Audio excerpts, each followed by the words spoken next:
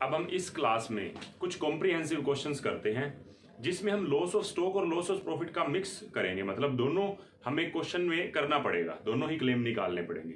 ठीक है, तो हम स्टार्ट करते हैं स्टडी मटेरियल के 10th क्वेश्चन से। 10th इलस मतलब, तो इलस नंबर 10 आप निकालो। देखो इसमें क्या कह रखा है,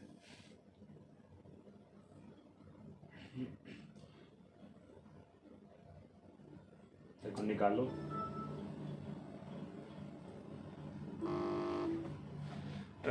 पढ़ते हैं। Sony limited trading and profit and loss account for the year ended.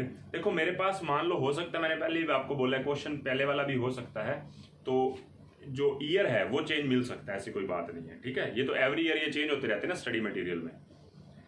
ठीक है, तो trading and profit and loss account for the year ended 31 दिसंबर 2005 हमें इंफॉर्मेशन दे रखी है। हमें पिछले साल का मतलब 31 दिसंबर 2005 मतलब हमारा जो कैलेंडर ईयर है वही फाइनेंशियल ईयर है।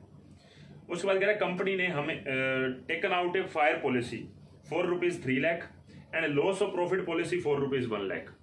3 लाख की हमने फायर पॉलिसी मतलब स्टॉक के लिए जो क्लेम लेना है वो स्टॉक पॉलिसी है, और प्रॉफिट पॉलिसी है 1 लाख रुपए की। इंडेमनिटी पीरियड 6 मंथ का है। ए फायर अकर्ड ऑन 1/4/2006। देखो रिकॉर्ड बने हुए हैं 31 दिसंबर 2005 के, और 31 दिसंबर 2005 रिकॉर्ड बनने के 3 महीने बाद आग लगी है, ये बात आपको ध्यान रखनी है, आग लगी है। और entire stock was gutted with nil salvage values, कोई भी सेल्वेज वैल्यू हमारे पास बची ही नहीं, सारा का सारा स्टॉक जल गया। ठीक है, सेल्वेज का मतलब आपको वैसे पता भी होना चाहिए कि जिसको हम दोबारा से ठीक कर सकते हैं सेल्वेज है, या बिल्कुल ओके भी है, मतलब ऐसा नहीं है कि उससे हमें कुछ रिकवर नहीं होगा। ठीक है, और नेट क्वार्टर सेल है हमारी 1/4/2006 से 30/6/2006 तक वाज सेवरली अफेक्टेड। तो हमारी सेल्स जो अफेक्टेड करी है 1/4/6 से लेके 30/6/2006 तक, 3 महीने से। The following are the information. देखो एक बात बताओ, जब आप लॉस ऑफ स्टॉक निकालते हैं तो आपका मेन काम क्या होता है, आपको पता होना चाहिए। जब भी आप लॉस ऑफ स्टॉक निकालते हैं आपको पहले ये देखना है कि पिछले साल की जीपी रेशो गिवन है कि नहीं। तो आप एक बार चेक करें, आपको क्वेश्चन के अंदर trading and profit and loss account पिछले पीरियड का गिवन है। मैं लॉस ऑफ प्रॉफिट पे बात नहीं कर रहा, मैं लॉस ऑफ स्टॉक पे ही बात कर रहा हूँ इस क्वेश्चन में। ठीक है, मुझे आप एक चीज बताएं, आप स्टडी मटेरियल और 10th क्वेश्चन, ठीक है 10th क्वेश्चन है स्टडी मटेरियल का। तो देखिए आपको ये पता है कि पिछले ईयर का रिकॉर्ड दे रखा है, मतलब मैं जीपी रेशो इजीली निकाल सकता हूं। आप चेक करके देखिए, आपकी जीपी रेशो है, पिछले साल की जीपी है आपकी कंप्लीटेड ईयर की 2.5 लाख रुपए, और उस पीरियड की सेल्स है आपकी 10 लाख रुपए। मेरा बिल्कुल भी फोकस अभी लॉस ऑफ प्रॉफिट पे नहीं है, मेरा किसके ऊपर है, लॉस ऑफ स्टॉक पे इनटू 100 मतलब 25%। इसके अलावा अब मैं आगे क्वेश्चन पढ़ता हूं, मुझे पता लग रहा है 25% है। आगे कह रहा है कि ना सेल्स ड्यूरिंग द पीरियड 1/1/2006 से 31/3/2006 तक की सेल्स दे रखी है, आग लगने से पहले वाले 3 महीने की। उस पीरियड की परचेज दे रखी है, मैन्युफैक्चरिंग भी दे रखी है, और जिस दिन आग लगी है उस पीरियड के बाद की भी 3 महीने की सेल्स दे रखी है। मुझे एक बात बताएं, लॉस ऑफ स्टॉक निकालने के लिए जिस दिन आग लगी है और इंटरप्टेड पीरियड, उसकी सेल का हमें कोई मतलब है क्या? नहीं, मुझे तो क्लोजिंग स्टॉक निकालना है। क्लोजिंग स्टॉक किस दिन वाला, जिस दिन आग लगी है। तो मुझे उस फाइनेंशियल ईयर जो नॉन अफेक्टेड है उस पीरियड का ट्रेडिंग अकाउंट बस बनाना है। जिस दिन आग लगी है उसके बाद के ट्रेडिंग अकाउंट से मुझे क्या मतलब है, मुझे तो क्लोजिंग स्टॉक निकालना है ताकि मैं क्लेम मांग सकूं। तो मैं पहले वाले पीरियड को देखूंगा, उस पीरियड को नहीं जिस दिन आग लगी है उसके बाद वाले को। ठीक है, लॉस ऑफ स्टॉक के लिए बोल रहा हूं मैं। आगे चलते हैं। स्टैंडिंग चार्जेस का यहाँ पे कोई काम नहीं, एडिशनल खर्चों का यहाँ पे कोई काम नहीं है। तो general trend of industry shows an increase of sale by 15%। हमारी सेल जो बढ़ने के चांसेस हैं ये भी लॉस ऑफ प्रॉफिट में कवर होगा। कह रहे जीपी में 5% का डिक्रीज होगा इंक्रीज्ड कॉस्ट के कारण। तो ठीक है, अगर 5% का डिक्रीज होगा तो लेस डिक्रीज 5%, तो हमारी जीपी रेशो इस ईयर की कितनी है, 20%। बस इससे आप क्या करो, अपना manufacturing account memorandum trading account बनाओ,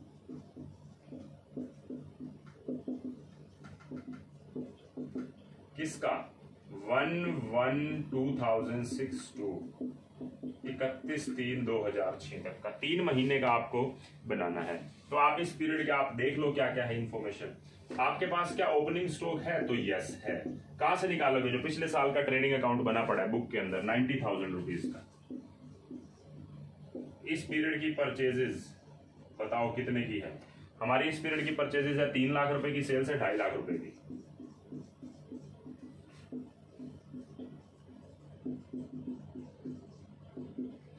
ठीक है, इसके अलावा मैन्युफैक्चरिंग के खर्चे भी हैं 70,000 रुपए के।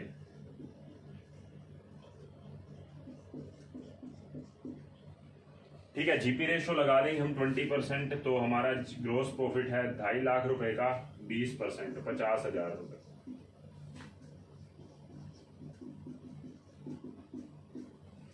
तो बाय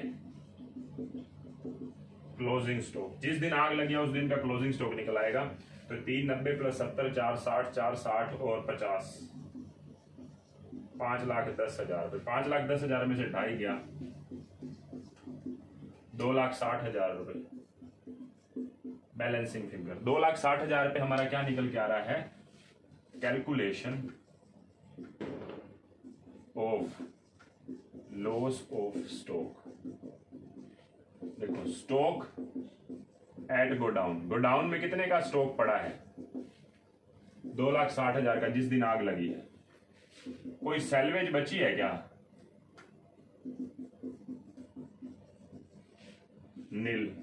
कोई फायर फाइटिंग एक्सपेंसेस हैं क्या? नील। तो 2,60,000 रुपये मेरा ही लॉस है। तो क्लेम अमाउंट कैसे निकालते हैं?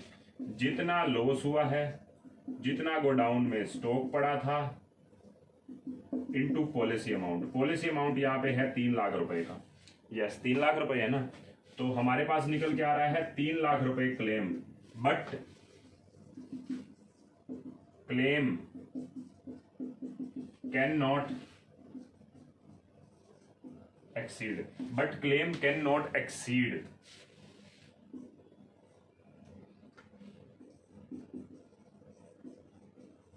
एक्चुअल लॉस से ज्यादा क्लेम हो ही नहीं सकता। तो इसीलिए hence claim shall be 2,60,000 rupees. ठीक है, तो मैंने आपको अब क्या करवाया, इस स्टडी मटेरियल के 10th क्वेश्चन में मैंने आपको लॉस ऑफ स्टॉक समझा। अब हम इस क्वेश्चन का लॉस ऑफ प्रॉफिट के थ्रू क्लेम निकालते हैं कि हमारा प्रॉफिट का कितना लॉस हुआ। पहले हमने स्टॉक का लॉस निकाला, उसका फिर क्लेम निकाला, अब हम लॉस ऑफ प्रॉफिट करते हैं। तो एक बार क्वेश्चन को दोबारा पढ़ना पड़ेगा हमें। अब हमें लॉस ऑफ प्रॉफिट के लिए पढ़ना पड़ेगा। ध्यान से सुनना। देखो आपको ना क्वेश्चन के अंदर पिछले साल का ट्रेडिंग अकाउंट दे रखा है।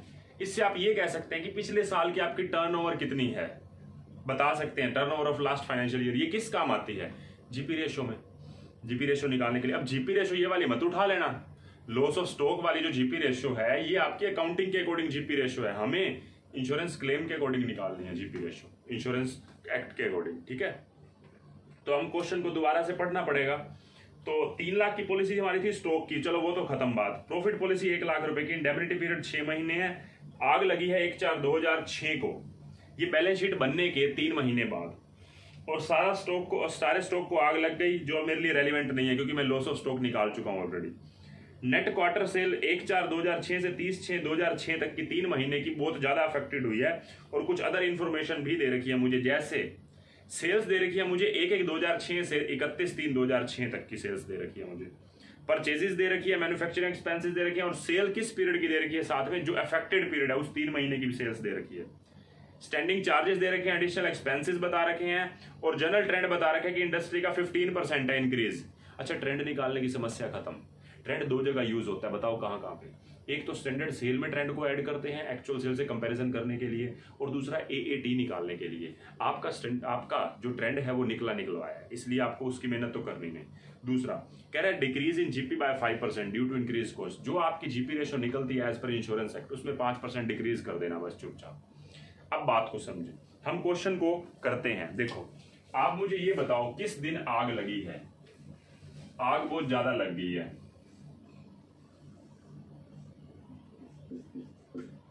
1/4/2006 से 30/6/2006 तक,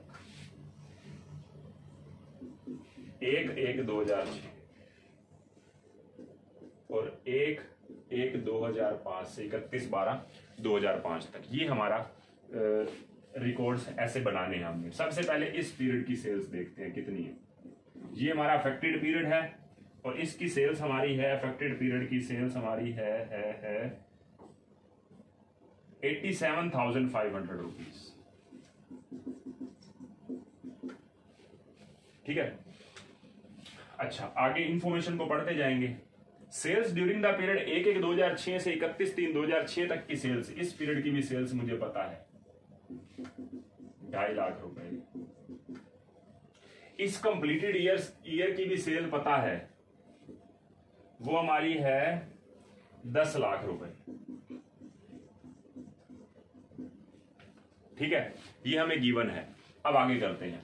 ये करने के बाद आप एक बात बताएं, आपको एनुअल टर्नओवर चाहिए। एनुअल टर्नओवर का मतलब क्या है? 1/4/2005 से लेके 1/4/2006 तक की भी सेल्स चाहिए। और कौन सी वाली? एक तो एनुअल और एक एडजस्टेड एनुअल टर्नओवर, दोनों चाहिए। हम कैसे निकालें आप सोचो। मैं आपको एक बात बताऊं, अभी हमने किसी क्वेश्चंस में पता है क्या कर रहे थे? इस पीरियड की जो सेल्स थी ना, उसका सीधा ट्रेंड लगा रहे थे। ठीक है, पहली बात तो मुझे ये बताओ, क्या आपको इस पीरियड की कहीं पे भी सेल्स गिवन है कि मैं आपको सीधा सीधा बोल दूं कि 1/4/5 से लेके 1/4/6 तक की सेल्स है? आपके पास कहीं पे भी नहीं गिवन, कहीं पे भी कोई इंफॉर्मेशन ही नहीं बन रही। अब बात को समझे, मुझे एक बात बताओ, ये वाली जो सेल्स होगी ये कंफर्म है इस फाइनेंशियल ईयर के, मतलब ये फाइनेंशियल ईयर पूरा होने के बाद नेक्स्ट फाइनेंशियल ईयर स्टार्ट हो रहा है, ये विद ट्रेंड होगी, विद ट्रेंड, जिसमें 15% ऐड है, पक्की बात है, ये विद ट्रेंड होगी। मैं एक बात बताओ, इसके कोरस्पॉन्डिंग पे चला जाता हूं, इस पीरियड पे,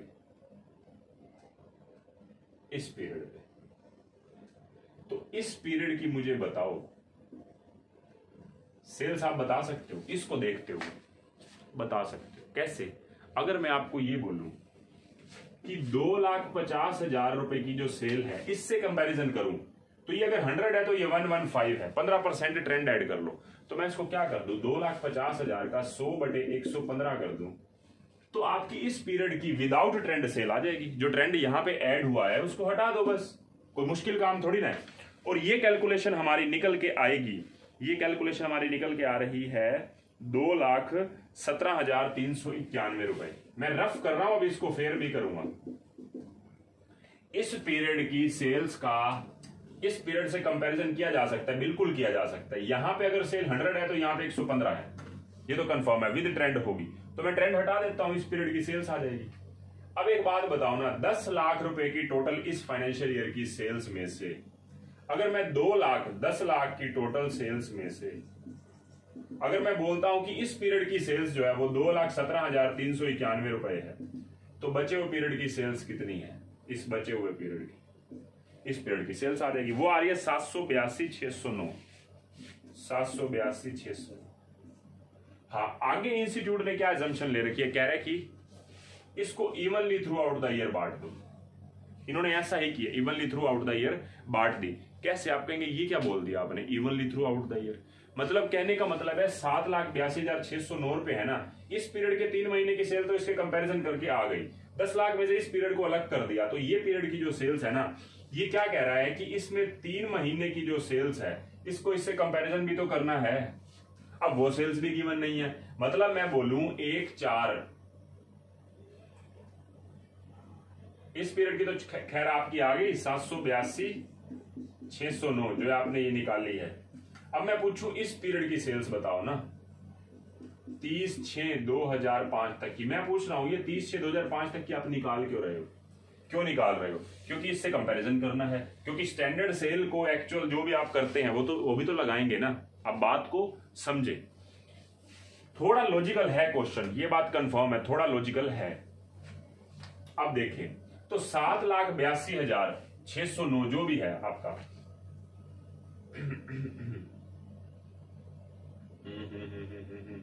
हाँ, तो 7,82,609 का 3/12 कर दो आप, इस पीरियड की सेल्स आ जाएगी। तो ये आपकी निकल के आ रही है, ये आपकी आ रही है 2,60,870 रुपए।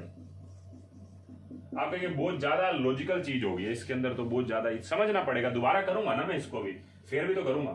तो 2,60,870 आपकी स्टैंडर्ड सेल है इस पीरियड की। कैसे आई? आपकी टोटल सेल 10 लाख रुपए है, इसके ट्रेंड को हटा के यहाँ पे मैंने लिख दिया 2,17,391, टोटल 10 लाख है, इसमें से इस पीरियड को घटा दो, इस पीरियड की आ गई 7,82,609। मुझे इसका इसके साथ कंपैरिजन करना है, तो 7,82,609 9 महीने की है, तो 3 महीने की निकाल दो, 3/9 सॉरी, तो ये 260,870 आ गई इस पीरियड की सेल। अब इसके ऊपर ये स्टैंडर्ड सेल है, इसमें 15% ट्रेंड ऐड करो, इसमें से एक्चुअल लेस कर दो, तो शॉर्ट सेल आ जाएगी। ठीक है, अब मैं फेयर करता हूं, क्योंकि फेयर करूंगा तो बात क्लियर हो जाएगी। ठीक है, ध्यान से समझना। ठीक है, मैं सारा कुछ फेयर कर रहा हूं, मैं इसको ऐसे लिखा रहने देता हूं, calculation of short sales. Short sales में बताओ मेरी स्टैंडर्ड सेल्स कितनी है? आप कहेंगे स्टैंडर्ड सेल्स यहां पे तो मुझे निकालनी पड़ेगी। अब सबसे पहले मेरा काम क्या होना चाहिए स्टैंडर्ड सेल का? Working note number 1, working note number 1, इसके लिए अब मुझे मेहनत करनी है। तो सबसे पहले मुझे ये बताओ, कैलकुलेशन ऑफ स्टैंडर्ड सेल। मुझे स्टैंडर्ड सेल्स के लिए मेहनत करनी है बहुत ज्यादा, स्टैंडर्ड सेल के लिए ही। चलो ठीक है, तो स्टैंडर्ड सेल के लिए हम मेहनत करते हैं। अब देखो क्या कह रखा है क्वेश्चन के अंदर, आपको सबसे पहले यहीं से स्टार्ट होना है। मैं बोलूंगा सेल फॉर 1/1/2005 टू 1/4/2005 कैसे निकलेगी? अगर मैं बोलूं, अगर मैं मान लेता हूं ना इज एक्स, इसको एक्स मान लेता हूं, तो sale for 1/1/2006 to 1/4/2006 X plus 15%, या मैं इसको सीधा बोल देता हूं 1.15x, 15% ऐड कर दिया, 1 के अंदर 0.15 ऐड हो गया, तो 1.15x। ठीक है, अब मुझे एक बात बताओ, आपकी 1.15x जो है 1.15x इज इक्वल टू, ये कितना है आप बताएंगे? इज इक्वल टू ये कितना है आपका? 2.5 लाख रुपए। आप इसको सॉल्व कर लो, 1.15x is equal to 2.5 lakh, और सोल्व करते हो तो x कितना आ जाता है आपका? जो x हमारा निकल के आ रहा था 217,391, 217,391 आपकी इस पीरियड की सेल्स आ जाती है। मैं यहां पे लिख देता हूं कि 217,391। ठीक है, इसमें हमने सिर्फ ट्रेंड ऐड किया है, आप बात को समझ जाएं। तो मेरी आ गई ये वर्किंग नोट 1 से 217,391। अब ओहो मैंने गलती कर दी, ये तो इस पीरियड की सेल्स आई है, सॉरी इस पीरियड की सेल्स आई है। तो 115 से लेके 145 तक की सेल्स निकल के आ गई मेरी। मैं बोल सकता हूं कि सेल्स फॉर 1100005 टू कितना 1405, 2005 तक की सेल्स आ गई इस पीरियड की। अब मैं पूछता हूं सेल फ्रॉम 1/4/2005 टू 31 दिसंबर 2005 कितनी बनेगी? 10 लाख माइनस 10 लाख आपकी टोटल सेल्स है, माइनस 217,391 करने से आपका बन रहा है 782,609 रुपए। 782,609 रुपए आपकी आ रही है ये इस पीरियड की सेल्स, यहां से लेके यहां तक की। ठीक है, अब मैं पूछूं आपसे सेल फ्रॉम 1/4/2005 टू 36/2005 कितनी आ जाएगी? 7,82,609 का 3/9 कर दो तो आपका निकल के आ जाएगा, ये आपका आ रहा है 260,870, 260,870। तो ये आपका निकल के आ जाएगा 260,870। ये जो है ना, ये आपके लिए कौन सी सेल है? This is called standard sale, यही मैं बोलूंगा इसको, ये है हमारी स्टैंडर्ड सेल्स, इस पीरियड की सेल्स। ठीक है, तो मैं स्टैंडर्ड सेल लिख सकता हूं अब 260 870 वर्किंग नोट 1 से आया है। इसमें मैं ट्रेंड ऐड कर देता हूं, ट्रेंड मेरा 15% है तो मैं ट्रेंड ऐड कर देता हूं। हमारा ट्रेंड कितना है 39,130 रुपए, कैलकुलेशन आप खुद करोगे 39,130 रुपए। तो ये मेरा टोटल में निकल के आ रहा है, टोटल छोड़ो इसमें से सीधा डायरेक्टली एक्चुअल सेल्स लेस कर देता हूं मैं। एक्चुअल सेल्स मतलब ये वाली 87,000 87,500 लेस कर देंगे तो मेरी शॉर्ट सेल्स निकल के आ रही है 212,500। ठीक है, ये आ गई मेरी। ये निकालने के लिए, सिर्फ ये निकालने के लिए इतनी मेहनत करनी पड़ी। आप इसको वर्किंग नोट नंबर 1 बोले, मैं इसको रब कर रहा हूं। बात को समझ गए होंगे, कंफर्म समझ गए होंगे, इसको आप नोट कर लें। और यही इंपॉर्टेंट बात थी इसके अंदर। ठीक है, तो मैं तो अब इसको रब कर रहा हूं। अब आते हैं अगले पॉइंट पे। शॉर्ट सेल्स हमारी निकल गई। शॉर्ट सेल्स निकलने के बाद अगला काम क्या होता है, जीपी रेशियो का। तो मेरा स्टेप 1 तो हुआ पूरा। अब स्टेप 2 पे आते हैं। स्टेप 2 के लिए मुझे क्या चाहिए, पिछले साल का जो नेट प्रॉफिट है, मुझे क्वेश्चन में गिवन है 50,000 रुपए का नेट प्रॉफिट है और क्वेश्चन के अंदर मुझे स्टैंडिंग चार्जेस इंश्योर्ड बता रखे हैं 50,000। तो कैलकुलेशन ऑफ जीपी रेशियो, तो आपके जो नेट प्रॉफिट है वो 50,000 रुपए का है और 50,000 रुपए के इंश्योर्ड स्टैंडिंग चार्जेस हैं, डिवाइड बाय सेल्स है आपकी 10 लाख रुपए की इंटू 100। तो ये हमारे पास आ गया 10%। 10% है, लेकिन आपकी जीपी कितने से डिक्रीज हो रही है, सॉरी डिक्रीज हो रही है कितनी, 5% से डिक्रीज, 5% से। तो आपकी जीपी कितनी आ गई, 5% आपकी जीपी रेशियो निकल के आ गई। ठीक है, आपका दूसरा स्टेप भी पूरा हो जाता है। अब आपका थर्ड स्टेप क्या होता है, आपको पता है एडिशनल खर्चे क्लेम करने हैं। तो एडिशनल खर्चे क्लेम करने वाली बात आती है। ठीक है, मैं इसको थोड़ा इधर करके लिख देता, ज्यादा बढ़िया रहता, स्पेस बन जाता ना। ठीक है, तो मैं इसको थोड़ा इधर कर देता हूं, मतलब अब मैं सीधा ही डायरेक्टली लिख रहा हूं, आपने नोट तो कर ही लिया होगा। कैलकुलेशन ऑफ जीपी रेशियो, तो 50,000 plus 50,000 divide by 10 lakh into 100। आपका था ये 10% लेस डिक्रीज 5%, तो जीपी रेशियो आ गई आपकी 5%। ये आपका आंसर अभी। इसके बाद हम एडिशनल एक्सपेंसेस क्लेम करते हैं। Step number 3, calculation of additional expenses. मुझे बताएं क्वेश्चन में आपके एडिशनल खर्चे कितने हैं। एडिशनल खर्चे हैं आपके इनकोड फायर के कोड से कितने हुए, 60,000 रुपए के। दूसरा है आपकी रिडक्शन इन सेल्स अवॉइडेड कितना है। रिडक्शन इन सेल्स अवॉइडेड कहीं पे नहीं बता रखा कि हम कितनी सेल्स बचा पाए। तो हमारी जो एक्चुअल है 87,500 का 5% करना पड़ेगा। 87,500 का 5% 4375 रुपए, 4375। और थर्ड लॉजिक आप देखो क्या बनेगा, आपकी 60,000 रुपए का खर्चा into AAT into GP ratio. AAT, अब मुझे क्या चाहिए, AAT। अब एक बात बताना, आपकी इस पीरियड की जो सेल्स है 7,82,609 रुपए। मैं सबसे पहले वर्किंग नोट नंबर 2 बना रहा हूं, कैलकुलेशन ऑफ AAT। मुझे बताएं आपको किस पीरियड की सेल्स चाहिए, यहां से लेके यहां तक की। इस पीरियड की सेल्स है आपकी 782,609, इस पीरियड की है 2.5 लाख। ये लेकिन ये विदाउट ट्रेंड है, इसको विद ट्रेंड करो, ये तो विद ट्रेंड ही है। तो मैं बोलूंगा सेल फ्रॉम 1/4/2005 टू 30/12/2005। इस पीरियड की सेल है 782,609। ठीक है, अब उसके बाद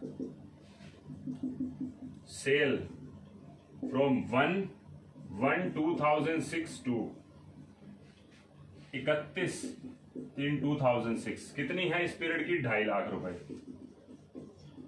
और इसमें ट्रेंड कौन से वाले पे ऐड करेंगे, ये तो एनुअल टर्नओवर निकल गई। मैं बोल सकता हूं इसको annual turnover.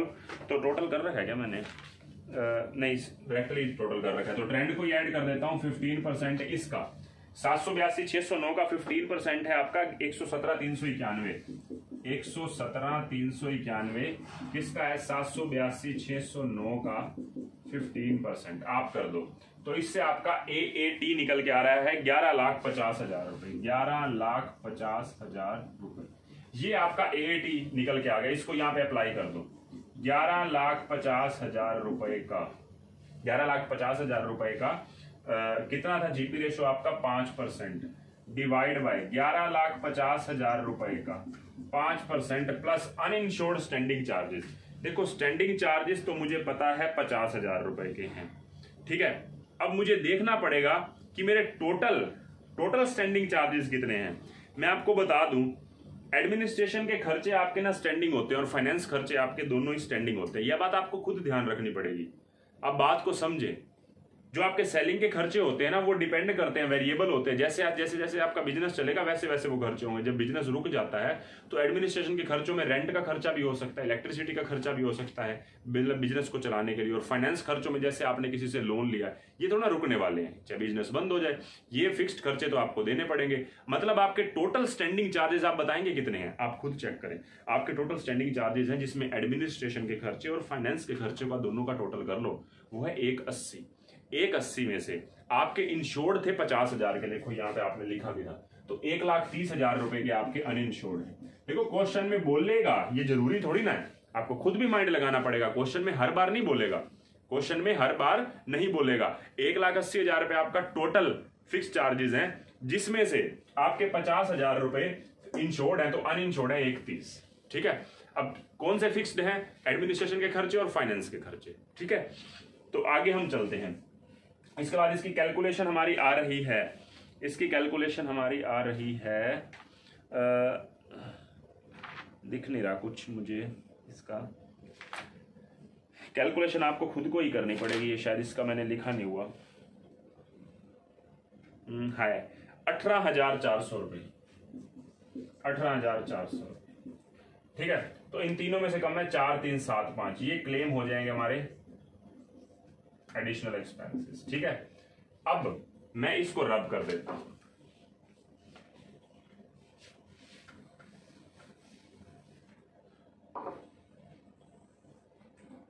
Calculation of total loss कितना हुआ मुझे बताएंगे? लॉस कितना हुआ? एक तो लॉस ऑफ प्रॉफिट है, कितने प्रॉफिट का लॉस हुआ? शॉर्ट सेल है 2,12,500 का 5%, तो मेरा ये निकल के आ गया 2,12,500 का 5%, 10,625। अच्छा, इसमें एडिशनल खर्चे ऐड कर लो। आपके एडिशनल खर्चे क्लेम हुए हैं 4,375 को टोटल में ले लो, ठीक है। और इसके अलावा आपकी कोई भी सेविंग्स नहीं है इस क्वेश्चन में, तो यही आपका क्लेम बन जाएगा 10,625 प्लस 4375, टोटल हो गया 15,000। बस अब इसके बाद क्लेम निकाल दो। ये आपका स्टेप नंबर 4 था, ये लग गया आपका step number 5, calculation of claim. Claim निकाल देंगे हम। अब क्लेम आपका कितना निकलेगा बताओ?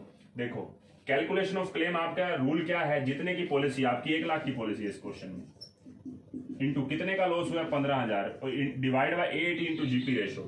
8 आपका 11,50,000 है, उसका 5% करना है, 11,50,000 का 5%, तो जो निकल के आएगा वो हमारा क्लेम बन जाएगा। ये हमारा बन रहा है, ये हमारा बन रहा है करीबन 26,087 रुपए कुछ बन रहा है, 26,087 रुपए। लेकिन but claim can not exceed actual loss को एक्सीड नहीं कर सकता, इसलिए आपका क्लेम बनेगा 15,000 का, क्योंकि आपका लॉस भी कितने का हुआ? 15,000 रुपए का। मैं आपसे ये सारा का सारा मैंने आपको लॉस ऑफ प्रॉफिट करवा दिया, जिसमें स्टैंडर्ड सेल निकाली और लॉजिक था स्टैंडर्ड सेल निकालने में, आसान काम नहीं था, हमने निकाली। उसके बाद फिर हमने ट्रेंड ऐड किया, एक्चुअल सेल्स, मतलब ये बाकी काम वैसे आपको कोई मुश्किल नहीं होनी चाहिए। यहाँ पे भी दिक्कत आई थी क्लेम निकालने में, क्योंकि ज्यादा बन रहा था, और आपके लॉस ऑफ स्टॉक में भी ऐसा ही था कुछ लॉजिक, तो हमने दोनों जगह ठीक किया हमने उसको। अब मैं आपसे पूछूं टोटल क्लेम कितना बन रहा है आपका, टोटल लॉस ऑफ स्टॉक का भी, लॉस ऑफ प्रॉफिट का भी। तो टोटल क्लेम बन रहा है आपका, लॉस ऑफ स्टॉक का बन रहा है आपका, अगर मैं पूछूं टोटल क्लेम, तो लॉस ऑफ स्टॉक का बना था 2,60,000 रुपए का प्लस 15,000 रुपए का, ये क्लेम बन गया। तो टोटल हो गया आपका क्लेम जो लेना है आपने इंश्योरेंस कंपनी से 2,75,000 रुपए का आपने क्लेम मांगा हुआ है। ठीक है, तो मैंने आपको इस क्लास के अंदर थोड़ा टाइम लिया, अच्छे से क्वेश्चन करवाया, स्टडी मटेरियल का 10th क्वेश्चन कॉम्प्रिहेंसिव क्वेश्चन था। ठीक है, हम नेक्स्ट क्लास के अंदर ऐसे ही 2 और कॉम्प्रिहेंसिव क्वेश्चंस पे बात करेंगे, जो हमारा एग्जाम्पल नंबर 15 और एग्जाम्पल नंबर 17 है, उसी के ऊपर हम डिस्कशन करेंगे। ठीक है, सिमिलर टाइप्स के ही हैं क्वेश्चन। तो नेक्स्ट क्लास में मिलते हैं, बाय बाय।